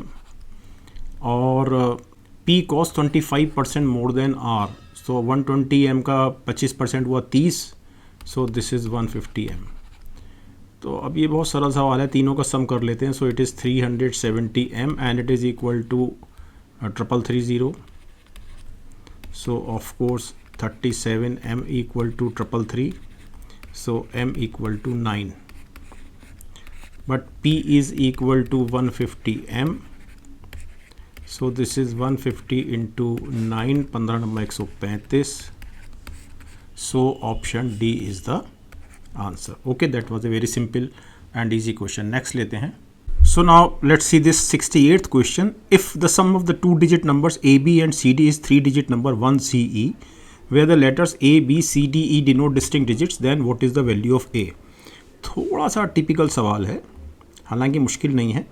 तो नंबर AB, ये जो पहला नंबर है, इसको मैं हर हालत में 10A प्लस B लिख सकता हूँ. करेक्ट. बिल्कुल इसी तरह से जैसे आप 46 को 10 इंटू 4 प्लस 6 लिखते हैं. ओके. और सी डी नंबर को मैं 10C प्लस D लिख सकता हूँ. और जब मैं इन दोनों को जोड़ता हूँ, क्योंकि सम की बात हो रही है, तो ऑफ कोर्स ये हो जाता है 10A plus B plus 10C plus D, but it is equal to 1CE, means it is equal to 100 plus 10C plus E. Okay.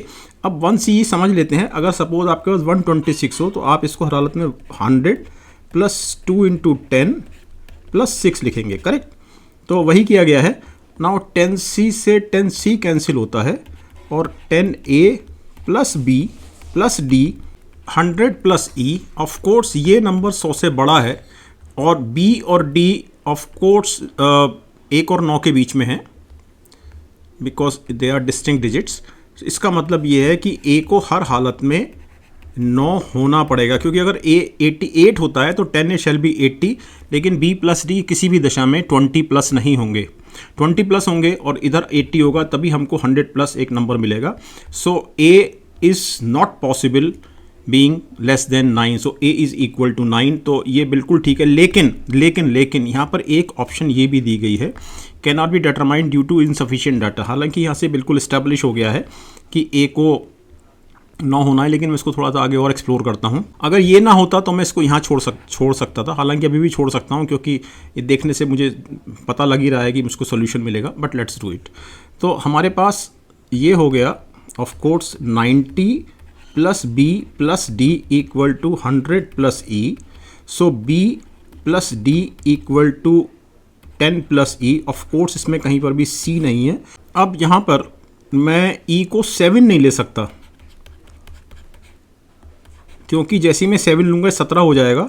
और B प्लस D को 17 बनाने के लिए मेरे को हर हालत में B को 9 या D को 9, इससे कोई फ़र्क नहीं पड़ता, और D को 8 या D को 9 इस तरह से देना पड़ेगा। लेकिन हम ऑलरेडी A को 9 ले चुके हैं, तो B या D में से कोई 9 हो नहीं सकता। अब E को हम 6 भी नहीं ले सकते, बिकॉज देन इट शिल बी 16, और 16 पॉसिबल है सिर्फ 9 और 7 से, इसके अलावा नहीं। लेकिन 9 हम ऑलरेडी ले चुके हैं E की वैल्यू, तो 16 भी संभव नहीं है। हम E को लेते हैं 5, सो इट इज़ 15, और यहाँ पर लेते हैं हम B को फॉर एग्ज़ाम्पल 8, और इसको लेते हैं हम 7। तो हमारे पास जो वैल्यू बन रही है वो है A बराबर 9, B बराबर 8, C बराबर आप कुछ भी ले सकते हैं, वो मैं बताता हूँ आपको। D बराबर ऑफ कोर्स 7, और E बराबर आपने लिया 5, तभी तो 10 + E 15 बना था, है ना। तो आप C को फॉर एग्ज़ाम्पल 4 ले लें। अब हम देखते हैं कि ये हमारा जो नंबर बना ए बी बना 98, CD ये बना 47, तो 7 और 8 15, 10 और 4 14, तो बिल्कुल ठीक बना है ये। It is 1C5 of course equal to 1CE, इसलिए क्योंकि C की जगह हमने 4 ले ही लिया है। So this is C equal to 4, क्योंकि 145 है, और 5, सो E इज़ 5। तो ये बिल्कुल ठीक, हमारा ये जो प्रिजम्पशन था बिल्कुल ठीक था। लेकिन आप यहाँ तक करके आप इसको कंप्लीट मान सकते हैं। So option A is the answer. Next question लेते हैं। अच्छा, ये मैंने आगे सॉल्व भी किया हुआ है, लेकिन यहाँ पर मैंने E की जगह 3 माना है, और B और D की वैल्यू भी चेंज है, तो इसको भी आप देख सकते हैं। ओके, अगला क्वेश्चन लेते हैं। 3 numbers x, y, z are selected from the set of first 7 natural numbers such that x is greater than 2y greater than 3z. How many such distinct triplets x, y, z are possible? बड़ी simple सी बात यह है कि z can not be greater than 3। बता देता हूँ, because it is 3 3 या 9, यानी कि हम ये कहना चाह रहे हैं तब कि समथिंग लाइक दिस। तो आपको हर हालत में x को 9 से बड़ा रखना पड़ेगा, लेकिन हमारे पास जो एक्स वाई जेड की जो वैल्यू की लिमिटेशन है वो 7 है, तो z can not be greater than 3। अब हमारे सामने 2 ऑप्शन आते हैं, z इक्वल टू 1 और z इक्वल टू 2। जब z बराबर 1 है तो ऑफ कोर्स ये वाली जो इनइक्वेशन है ये हो जाती है x is greater than 2y greater than 3, और यहाँ हो जाती है x is greater than 2y greater than 3 दूनी 6। करेक्ट। अब यहाँ पर of course y equal to 2, तब ये हो जाता है x is greater than 4 greater than 3। तो जब y बराबर 2 तो x बराबर 5, x बराबर 6 और x बराबर 7। और इसके बाद हम y बराबर 3 भी ले सकते हैं। तो y बराबर 3 लेने पर x की वैल्यू हमको मिलेगी ऑफ कोर्स 7, क्योंकि 3 दूनी 6, तो 7 is greater then 6 greater than 3। तो यहाँ से हमारे पास जो हमारे पास परमुटेशन कॉम्बिनेशन मिलते हैं x y z के लिए वो हैं 7 y इक्वल टू 3 और x z इक्वल टू 1। एक ये है, दूसरा है 7 y इक्वल टू 2 और z इक्वल टू 1। तीसरा है x इक्वल टू 6, यहाँ से y equal to 2 z equal to 1। चौथा है x equal to 5 two 1। Okay, अब यहाँ देखते हैं। हालांकि 4 ट्रिपलेट 4 से ऊपर तो है भी नहीं, तो 4 तो आपको यहीं मिल गए हैं, तो of course option D is the answer. लेकिन फिर भी मैं इसको चेक कर लेता हूँ, आवश्यकता है सच है नहीं वैसे। तो 2y इज़ ग्रेटर देन 6, तो y की वैल्यू, अब x को हर हालत में हमें 7 रखना पड़ेगा, क्योंकि 7 इज़ ग्रेटर देन 6। तो अब 7 और 6 में ऑफ कोर्स कोई भी नेचुरल नंबर नहीं आता, तो हमको y की कोई वैल्यू ऐसी नहीं मिलेगी जिसका ट्वाइस हमको 6 और 7 के बीच में फॉल करे, तो इट इज़ नॉट पॉसिबल। तो हमारे सामने यही 4 ऑप्शन है, और यही 4 ट्रिपलेट्स हैं, सॉरी, और हमारे सामने जो ऑप्शन है वो डी आंसर हमारा बनता है। नेक्स्ट क्वेश्चन लेते हैं। The total cost of 4 oranges 6 mangoes and 8 apples is equal to twice the total of 1 orange 2 mangoes and 5 apples, consider the following. तो पहले एक इक्वेशन बना लेते हैं। 4 ऑरेंजेस को मैं P से लिख रहा हूँ, क्योंकि O कई बार शून्य का आभास दे देता है। सो 4P 6 mangoes and 8 apples, it is equal to twice the total cost of 1 orange, 2 mangoes and 5 apples. So this becomes 2p, 6m or either 4m, so it is 2m, or it is 10a either 8a, so it is equal to 2a. So it is equal to p plus m equal to a, यानी कि एक orange और एक mango की cost का जो total है वो एप्पल की कॉस्ट के बराबर है. तो ये तो स्टैंड करता है बिल्कुल, ये तो इमीडिएटली यहीं से प्रूव हो गया जो मैंने आपको बोल ही दिया, ठीक है ना. अब इसको देखते हैं. टोटल कॉस्ट ऑफ 3 ऑरेंजेस, तो हमको ये स्टेटमेंट लगेगा. 3 oranges means 3p, 5 mangoes and 9 apples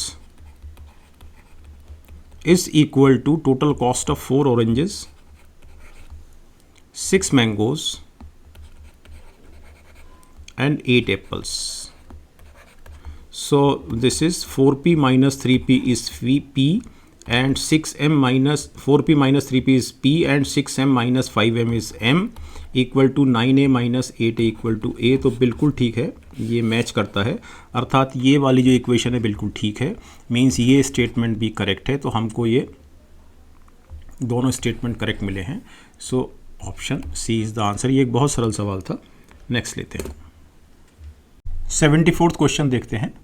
A question is given followed by 2 statements 1 and 2. Consider the question and statement. तो क्वेश्चन दिया गया है What are the unique values of x and y where x and y are distinct natural numbers? Statement पहला है x upon y is odd and xy equal to 12. तो जब xy बराबर 12 है तो ऑफ कोर्स ये बन सकता है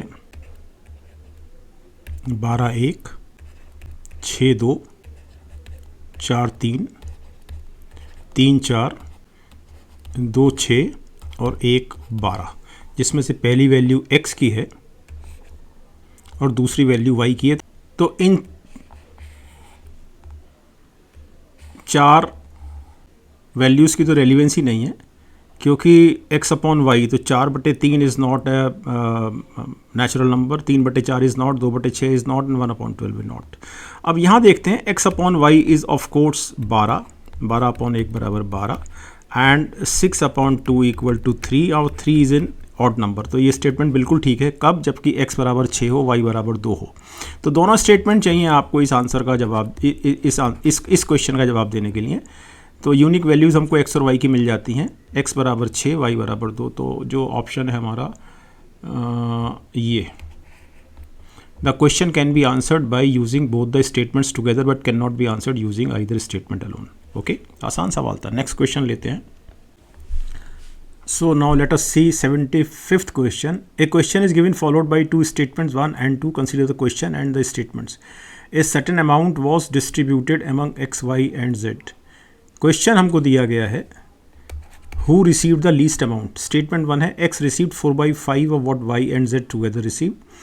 Statement 2 है y received 2/7 of what x and z together received. अब इसमें ये वाला 5 और ये वाला 7 का जो LCM है वो 35 है. तो मैं क्या कर रहा हूँ, x y z, तो y को सपोज मिला 35Q और z को मिला 35R. तो 35Q प्लस 35R का 4/5 अर्थात 28Q प्लस 28R वो. Now what x and z together, y ने उसका 2/7 मिला वाई को, तो एक्स एंड जेड टुगेदर तो 28Q plus 28R plus 35R.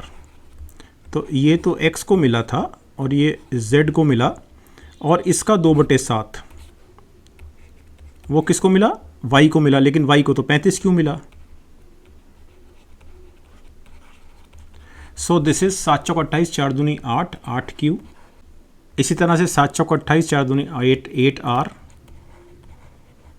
और 35, यानी कि 7 पंजे 35, 5 दूनी 10, 10R.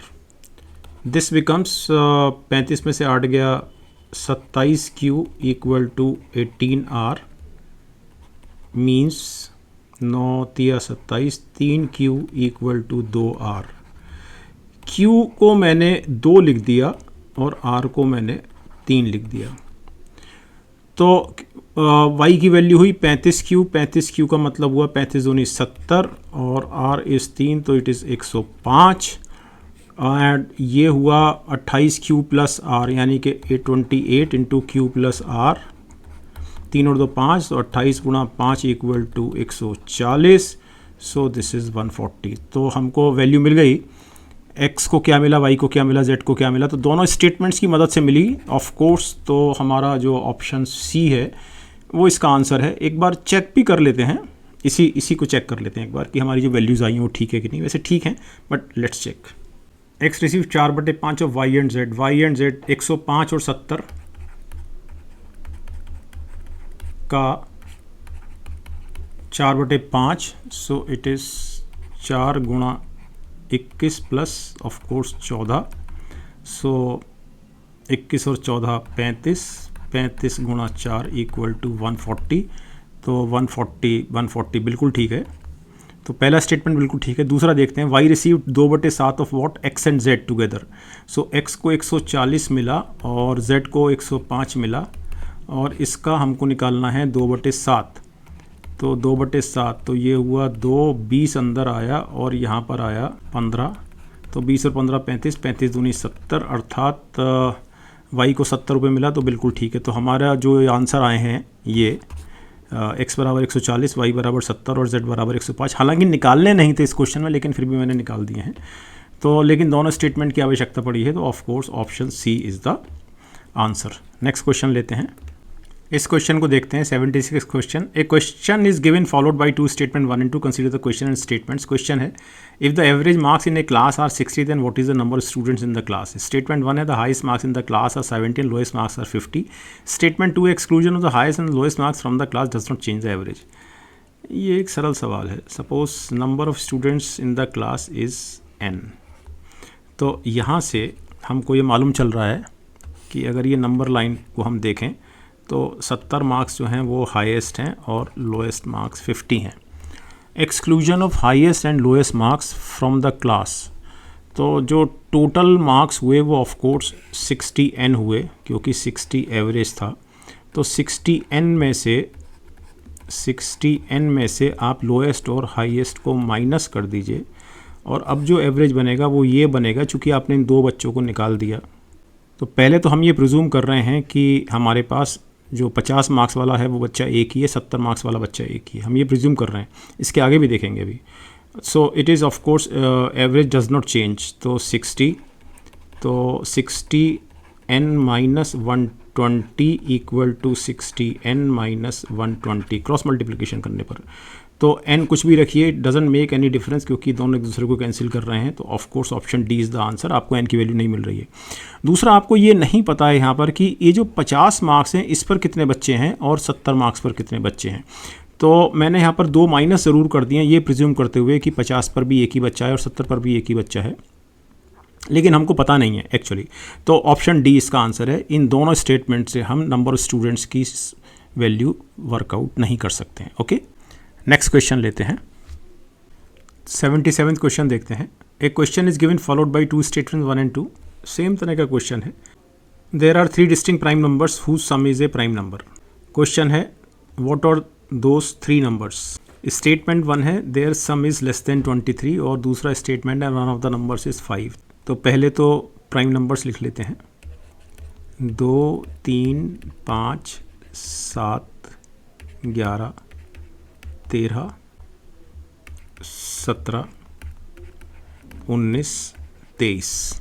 ऑफ कोर्स 7 और 5 12 और 11 23, लेकिन 23 से छोटा होना चाहिए, तो ये कॉम्बिनेशन नहीं चलेगा। 5 और 11 16 और 3 19 ये चलेगा, यानी कि 3, 5 और 11। तो हमको सोल्यूशन तो मिल गया, लेकिन हमको दूसरे स्टेटमेंट की एज सच कोई ज़रूरत नहीं पड़ी। तो इसलिए हमारा जो ऑप्शन ए है ये आंसर है। Okay, the question can be answered by using one of the statement alone. तो ऑफ कोर्स हम इससे कर सकते हैं, but can not be answered using the other statement alone. तो इससे सिर्फ इससे नहीं कर सकते, सिर्फ इतने से। So option A is the answer. Okay, next question देखते हैं. 78th question. A question is given followed by two statement 1 and 2. Consider question. Question दिया गया है is x plus y an integer, और स्टेटमेंट 1 है 2x plus y is an integer, x plus 2y is an integer. बहुत आसान सवाल है. आपको यही नहीं पता है इस क्वेश्चन में कि x और y इंटीजर हैं, रैशनल हैं, इरेशनल हैं, क्या हैं. तो जब तक आपको ये नहीं पता है तो आप 2x प्लस वाई को इंटीजर किसी भी हालत में इंश्योर नहीं कर सकते. अब इसको समझिए. ये सपोज़ मैं x इक्वल टू हाफ ले लेता हूँ, तो ऑफ कोर्स ये स्टेटमेंट ट्रू है बिकॉज 2x इज़ 1 और y को मैं ले लेता हूँ 1, तो 2x plus y equal to 1 plus 1 equal to 2 is integer.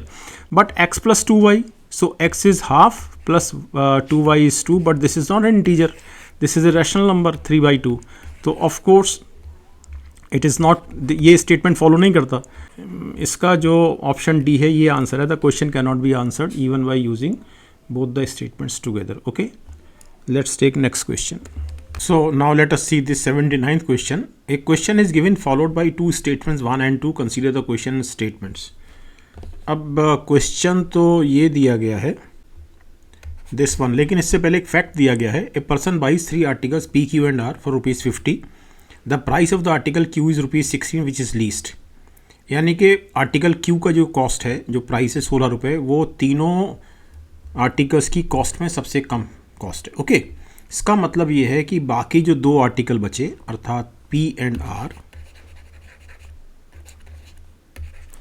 इनकी जो कंबाइंड कॉस्ट है वो है ₹34. नाउ क्वेश्चन है what is the price of the article P.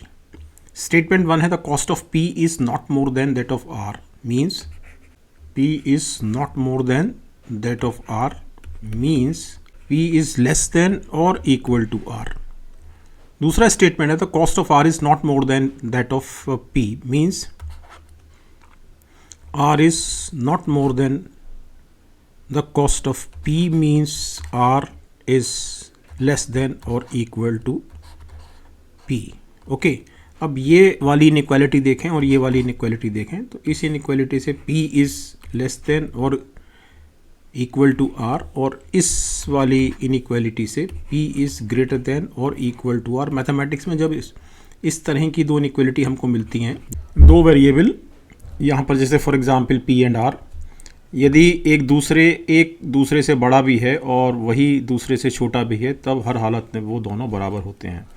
So P is equal to R means of course 17 because P plus R equal to 34. So option C is the answer, और option C answer है. मैंने तो हमको दोनों statement की आवश्यकता पड़ रही है, स्टेटमेंट 1 स्टेटमेंट 2 की. लेकिन ये हमारा आखिरी सवाल है. इसमें एक question is given followed by 2 statements, और इसमें P Q R and S appeared in a test. Question है has P scored more marks than Q. क्या पी ने क्यू से ज़्यादा मार्क्स ऑब्टेन किए हैं? तो अब यहाँ पर the sum of the marks scored by P and Q is equal to the sum of the marks scored by R and S. ये पहले स्टेटमेंट से, और दूसरे स्टेटमेंट से the sum of the marks scored by P and S is more than the sum of the marks scored by Q and R. हमको comparison किस में करना है? P और Q में. तो हमको इन दोनों यानी एक इक्वेशन और एक इन इक्वेशन से हमको R और S को रिमूव करना होगा. तो यहाँ से पहली वाली स्टेटमेंट से हम S को हटा देते हैं इस सेकंड इक्वेशन में, और S की जगह हम लिखते हैं P plus Q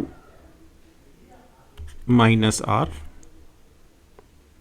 and of course it is greater than Q plus R. So it is 2P, और Q उधर, Q से Q कैंसिल हो गया, माइनस R उधर जाके प्लस R हो गया, सो 2R. So P is greater then R. तो P और R में तो हमको इन दो स्टेटमेंट से, यानी कि इन दो स्टेटमेंट से हमको P और R में तो कंपैरिजन मिलता है, लेकिन P और Q में हमको कोई कंपैरिजन नहीं मिलता, और ना ही हम वर्कआउट कर सकते हैं इन दो इक्वेशन से. तो इसमें option D is the answer. Okay. Simple. तो thank you very much dear students for watching this video.